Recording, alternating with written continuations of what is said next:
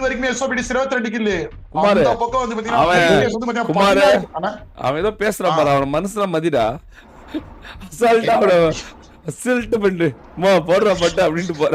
அவன் ஓண்டே பேசிட்டு என்னடா உனக்கு பிரச்சனை, என்னடா உனக்கு பிரச்சனை? குமாரு வர வர பாரு உன்னோட டீம் அணி பத்தின யானை எடுத்தாலே சம்பவம் நடக்க போகுதுன்னு அர்த்தம்.